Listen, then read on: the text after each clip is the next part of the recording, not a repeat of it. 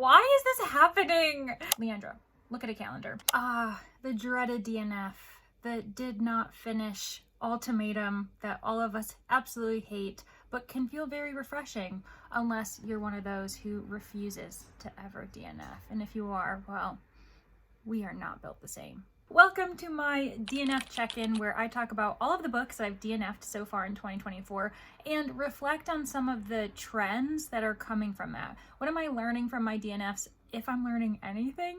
Because if I'm not, then what are we doing? Why am I DNFing these things? When am I DNFing? And how can I move forward with more intentional DNFs that can ensure that my reading lifestyle isn't hindered by reading slumps, by books that I'm hating, and just forcing myself to read a story narrative that I just am not coping with. So I think that this is a discussion that a lot of us actually really enjoy talking about. Whether you are someone who DNFs or doesn't DNF, whether you're someone who prefers the term PFN, pause for now, or you might say soft DNF versus hard DNF, we've created a very interesting lexicon, a language surrounding this idea of finishing books, which I absolutely adore. And I hope that BookTube continues to add terms to our lexicon as we become a bit more complex in our thoughts with DNFing at all. So if anyone has any other terms that I haven't mentioned just yet in this intro, please include them in a comment, because like I said, I absolutely love the amount of language that we have involving the BookTube community specifically. It's a niche and people outside of it don't fully understand what we're talking about, and I kind of like that. It's very fun. Before I get too far into this discussion, this is your reminder that as soon as you start having fun, be sure to like the video and consider commenting your own experiences with DNFing, why you don't DNF if you're someone who is completely against it, or why you think more people should be DNFing in the community. You also might want to subscribe, but you know, that is all up to you. Choose your own adventure if you want to join this community. All right, let's start talking about January 1st. So the first book I ever DNF'd this year was Stranger Things Happen. This is by Kelly Link, and it was on my physical TBR, which is really sad because I'm trying to read more books from my TBR backlist. And my goal, as I'm recording this in my bullet journal, is to see more books from the library that I'm DNFing than from my TBR backlist.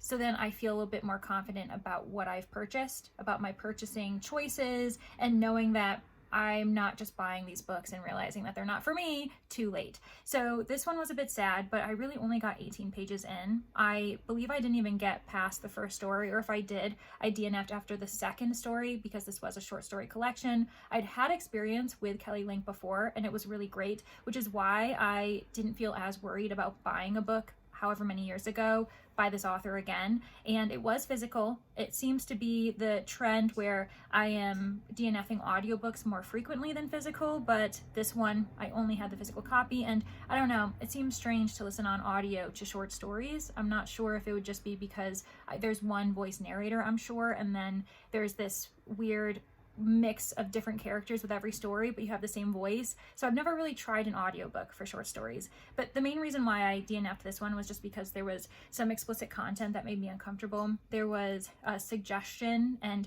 that might be too light of a term, a bit more explicit is what I'm trying to go for, of this idea of incest. And I really hated that. There was also some really explicit animal death on the page. So I just realized very quickly on that the more I read this, the more frustrated I'm going to be. And at the beginning of the year, the last thing I want to do is get into a reading slump. So that was a really quick DNF. Then I ended up DNFing There's No Way I'd Die First. This one was on audio. I ended up getting the e-arc actually from NetGalley, but by the time I started reading it, the audio was available, so I grabbed that.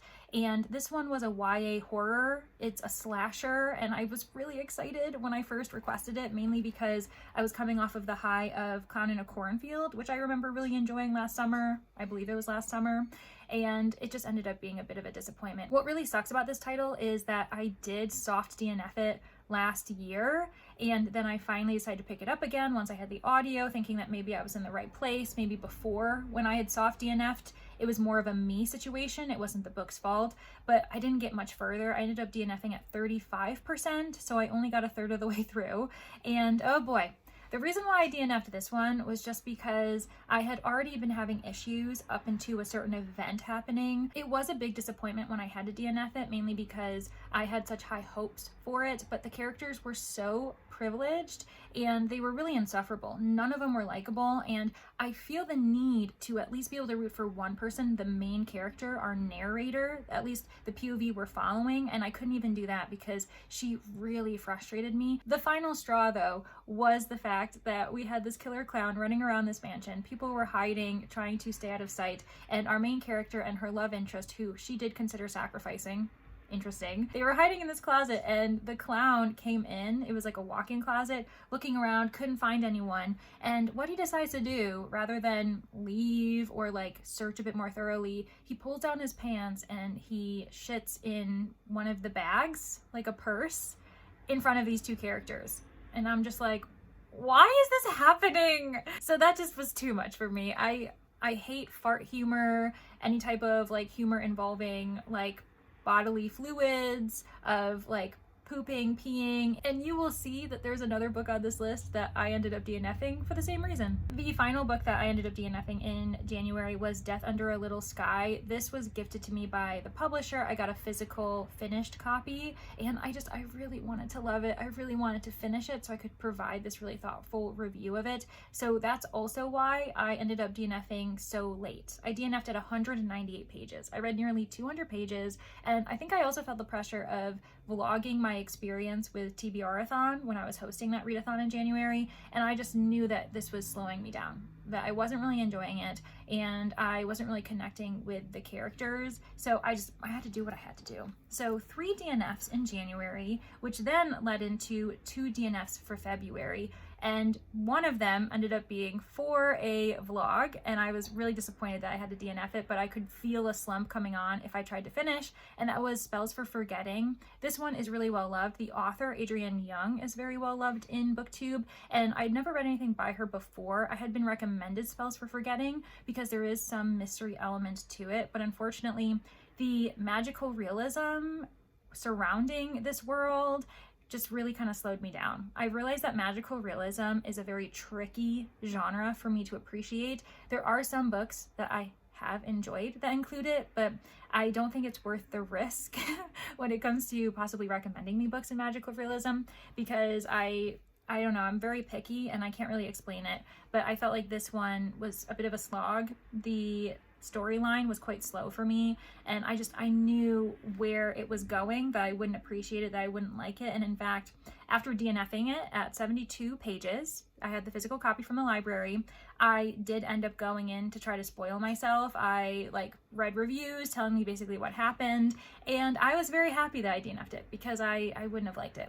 Another book that I definitely didn't even give a chance. I knew starting it that I was going to hate it, but I wanted to try it anyway, just to kind of confirm with myself that this wasn't a book for me, and that was All the World's a Grave. This one I ended up buying years ago, thinking that maybe I was still into literary fiction, into books by academics, because this one is very much academic leaning. The author is pretty much writing an homage to all of Shakespeare's works, putting all of his main characters into one play, and I don't care about Shakespeare. I really don't.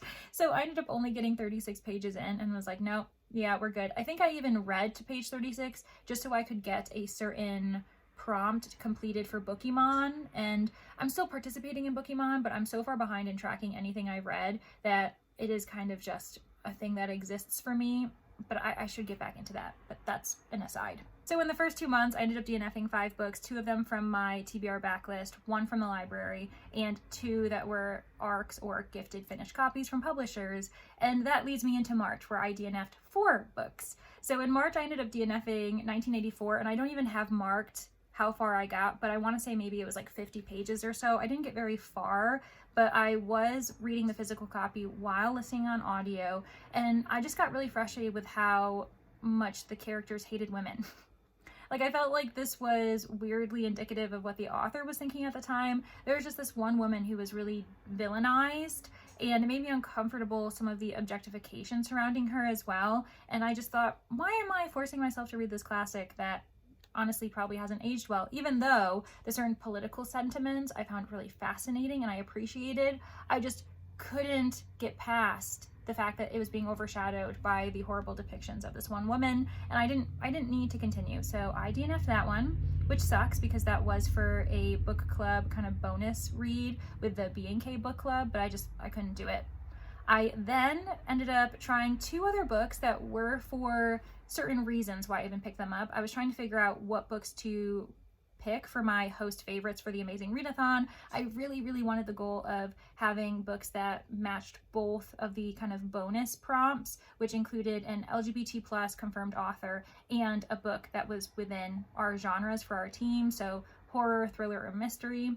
And that's why I did a bit of a taste test for a couple of these books, and as soon as I knew that they weren't going to vibe with me, I ended up DNFing them very quickly. One of them was The Verifiers. This one I appreciated the voice, but I just felt as though the story was too scattered and I didn't really know where it was leading. I can't fully remember why I DNF'd it hard, but I feel confident that for some reason there was something that happened.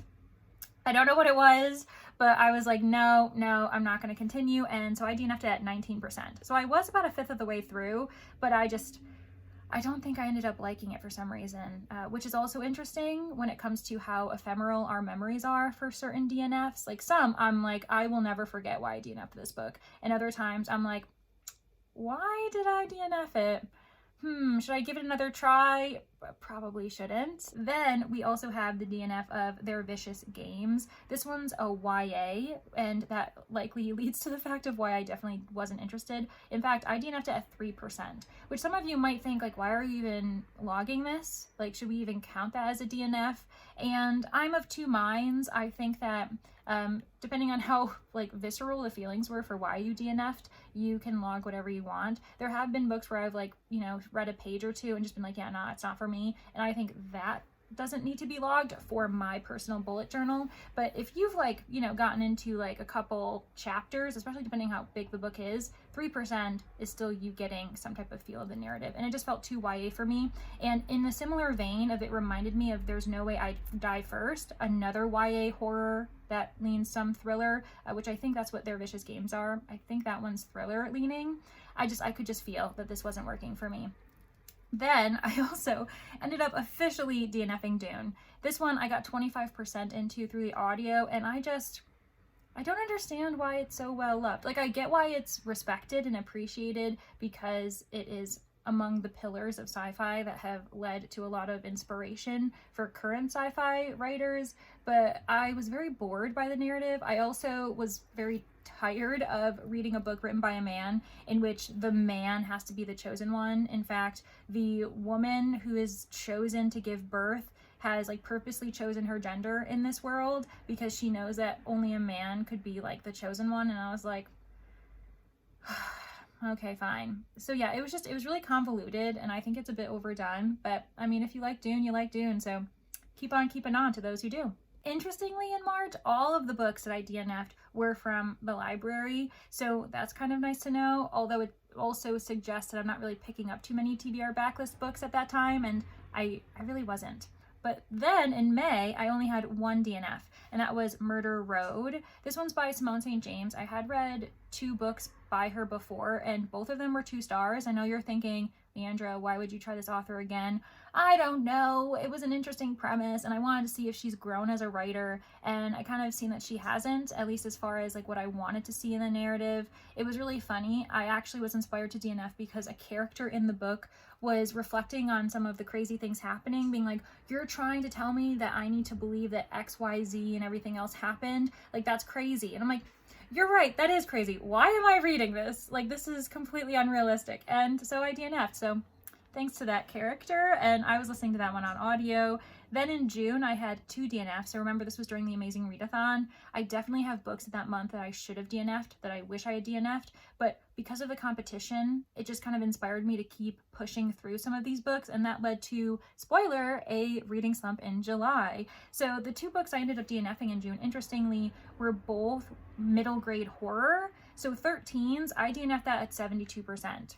It's one of the books that I pushed through as far as I can on this list, because most of the books I read, I DNF'd pretty quickly, as you might have noticed, but I had soft DNF'd it a couple months prior. I just wasn't really feeling it. I got to about 50% and was thinking, I don't know, maybe I'm distracted, maybe I'm reading too many books at the same time, and so I put it down, and then I ended up returning to it in June. I restarted it, reread the 50% I got through, and then got about 25% further and was just like, I'm still not invested enough, and I was feeling the pressure of the competition to keep moving forward, so maybe that helped me in the end to finally DNF this book, but like hard to DNF it. Then I DNF'd Camp Murderface at 17%. This is a middle grade horror that just sounded so fun. It was perfect for summer, it's set at camp, and I was really excited to finally try it, especially because it's by 2 authors. That really intrigues me, that kind of dynamic, but I just wasn't that intrigued by it. It did feel quite young as I was listening to the audio, and then finally,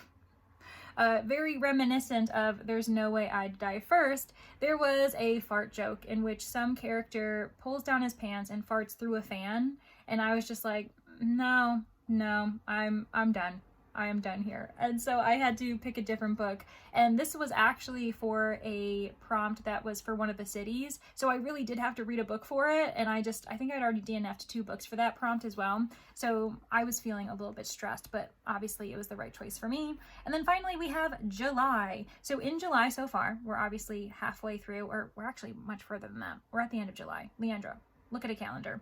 And I have to date DNF'd 5 books this month. Like I said, I was definitely in a slump after June, and so my tolerance level for reading just ended up being like bare minimum, and I couldn't push through any book if I wasn't feeling it. Which leads me to the fact that I DNF'd so much.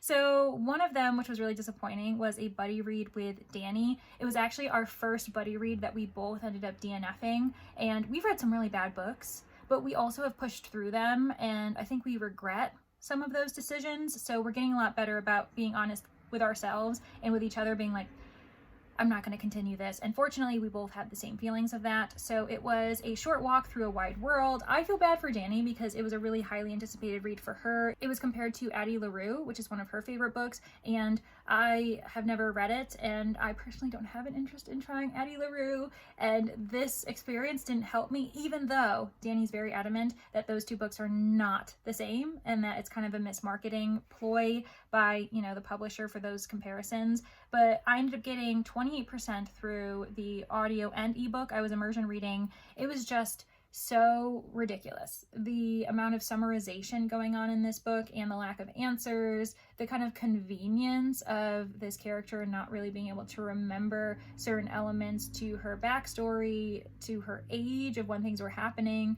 And I felt as though the author was summarizing sections when we should have gotten that, and then slowing down the narrative for pointless scenes. So I didn't really understand what the author was doing beyond just like very quickly summarizing this whirlwind adventure where this character was running around. She was also like 12 years old when she was spearing a hog in the woods, and I was like, what is going on here? So it was a lot. And I could not do it, especially with the other reads I was reading, because at the time I think I was reading a couple other books that I also didn't like that I eventually DNF'd, and I was like, what is going on? Every book I touch is not for me. Which leads me to The Bandit Queens. So this one I got 194 pages into. Another physical read that I just was trying to push through, and it didn't work, and I finally was honest with myself, and I just found myself quite bored with the narrative. I was skimming it, and this was for a video project, which likely led me to wanting to push through it, but I just knew that as the rating was going down, it would be better for everyone if I just DNF'd the book, and I did, and I'm very glad I did, because it wasn't working for me, even though I know other people really appreciated it in the vlogging project I was a part of.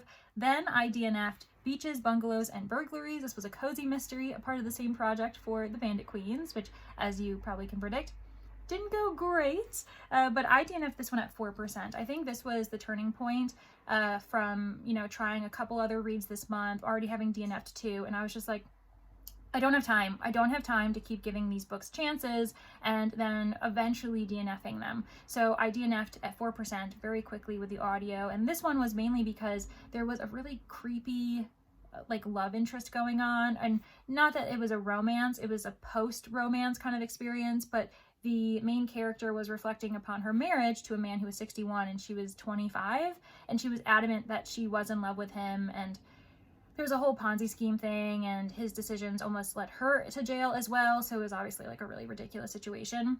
But I couldn't get past the fact that there was like nearly a 40-year gap and the main character wasn't a gold digger. Like, I actually would have preferred if she was, because I was like, oh God, you poor girl. All right, so of the 15 books that I have read, 2 of them were from my TBR backlist, 2 were ARCs or gifted copies, and 11 were from the library. I like that.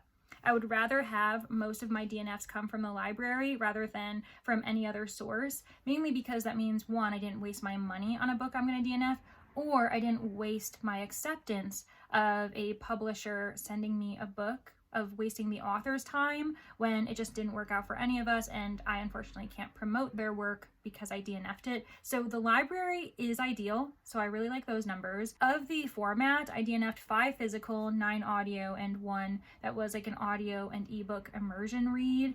I think I end up starting to resent a physical read when I have to stay stagnant and I have to read this book because I can't multitask. So I'm of 2 minds. I think that proportionally this year I've read mostly audio. I have read quite a few physical. I'm nearly at 150 books read this year, just to kind of give that scope. So in reality, I probably have pushed through more audio than I have physical, but like with these kind of like blanket numbers, it shows that I have DNF'd more audio than physical. For genre, again, it doesn't really seem like I am DNFing any particular genre for the most part. I've DNF'd 3 mysteries, 3 horror, 2 thriller, 2 sci-fi, 2 magical realism, and then 3 miscellaneous reads. So it's kind of nice to know that it's across the board, that there isn't one genre that I keep picking up that I'm just like, I have to DNF you. I'm obviously not someone who's reading that. What's really interesting is that some of the books I regret reading that I should have DNF'd were romances, and that isn't even on this list. I haven't DNF'd a romance at all. That also explains what I was saying before, where with audio I can push through, and I mainly only read romance via audio. I'm trying to change that trend, especially since I've been reading some really horrible romances lately, and I'm wondering if audio is adding to that effect. But yeah, that's kind of interesting that when it comes to a genre that's connected to a certain formatting, that might be the reason why I'm not DNFing as much as I would like, or I'm not really like feeling the need to until the end when I've already hated it. Some other interesting trends is that I take longer to DNF when the book is for a project, a video, or if it's gifted to me. That definitely tracks as far as some of my longest reads. So for instance, The Bandit Queens was for a vlog project that was a collaboration, and I definitely wanted to finish that book because I hate DNFing in vlogs. But you know what? We have to remind ourselves, DNFing is also content. It's also a conversation starter, so we shouldn't feel obligated to keep reading a book. I also think that DNFing is better than the alternative, which I wouldn't say I was going to give The Bandit Queens a 1 star, so that's not a great title to compare it to. But imagine a friend recommending a book to you. Would you rather say you DNF'd a book or that you gave it 1 star? Personally, I would rather say I DNF'd it, so then we can just kind of accept the fact that it wasn't a book for me, and I don't have to get into too much of the nitty-gritty of the entire book on its own. I also ended up having taken a long time to finally DNF Death Under a Little Sky. I mentioned that it was because it was gifted to me by a publisher. I wanted to give the author and the publisher honestly an honest shot. I was also vlogging my experience for TBR-a-thon, so that book did feature in there. And finally, another kind of longer book that took me a while was 13s. And like I said, I was feeling pressure for the amazing readathon to like read every single book so I could give my team as many points as possible. And with that said though, another trend was that some of my instant DNFs, so for me, I labeled an instant DNF something that was either 50 pages or less, or if I was listening on audio, it was 20% or less. Those are often linked to books that I didn't like previously, like a certain element that it instantly reminded me of. And I was like, yeah, nope, I'm DNFing this immediately. I definitely saw that with There's No Way I Die First. So that one took me 35% to give it a shot. But then the 2 books that I then was reminded of it with were Their Vicious Games, took me 3% to get through, and then also Camp Murder Face at 17%. So those two books I DNF'd far quicker than I did There's No Way I'd Die First, but it's thanks to the fact that I read that book that I knew instantly that those two books wouldn't work for me. And the final one I'll mention is Murder Road, that I ended up reading till 14%. As soon as I started seeing the same issues I had with the previous two books I tried by that author, I knew that I was just repeating history. What are we doing? I needed to end it there rather than forcing myself to try another book that clearly didn't work for me, an author that clearly didn't work for me. But on that note, interestingly, Murder Road was one of two titles by an author that I had tried before. With Murder Road, I obviously only had a history of bad reads from that author, so maybe that's why I was able to obviously DNF far quicker as soon as I saw the signs. Meanwhile, with 13s by Kate Alice Marshall, I read two books by this author. One was a middle grade horror, so same genre, same age category as 13s, and the other book I read was an adult thriller, What Lies in the Woods. Both of those books I really enjoyed, and that might have been why I was so hesitant to DNF this book, that it took me to 72% to do it, because I couldn't accept the fact that this book wasn't vibing with me when I'd had two other examples of books that did by the same author. Looking at all of the titles that I have DNF'd this year, I don't think any of them are actually going to be labeled as soft DNFs. Typically, when it's a soft DNF, I don't put it in my bullet journal at all until I finally made the decision that I will not be returning to this book. So I actually feel very good in knowing that so far there are no soft DNFs on the docket at the moment. I only have my current reads that I'm taking however long with, and I'm very happy with the reads that I'm reading at this moment in time. After the amazing readathon and the kind of stress of DNFing everything, I think that I'm a bit over the worry of, is this what my life is now? Am I just not going to be happy with any books? And I am enjoying the fact that I am DNFing books that aren't working for me. It's a very interesting dichotomy where I'm starting to wonder if I'm the problem, but then when I start reading books that I'm really loving, in reaction to that, it's giving me more time, more energy, more joy, then it just shows that for me, DNFing does work for my reading style. For instance, the two books that I haven't talked about, my 16th and 17th DNF that are for future projects, as soon as I decided to DNF them, I felt instant relief, because then I could finally pick up a book that I was actually enjoying. So there is this need to remind ourselves that even if you're a huge DNFer, you are going to feel some regret, some nerves, some wondering of why these books aren't working for you, but just know that there are other books out there that are meant for you, and as soon as you find them, you're going to know that you made the right decision to DNF when you did those previous books. One final thing I haven't actually touched upon when it comes to DNFing books is that sometimes I refuse to DNF because I'm someone who will not rate books that I've DNF'd. I don't like to talk about them on Goodreads or on Storygraph, mainly because I don't think it's really fair for myself. I want to be able to talk about a book as a whole, and so by DNFing it, I won't rate it. And if I think a book needs to be discussed, especially if it's well loved but it has some really problematic issues within it, I will force myself to DNF it so that I can talk about it openly and let people know that these issues are there. So let me know if you do any of these other things, and if you have your own process for DNFing.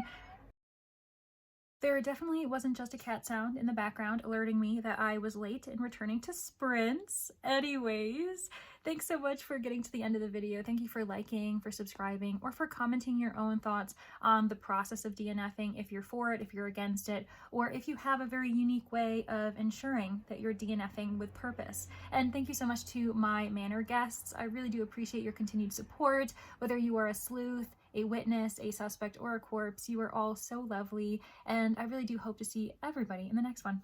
Bye!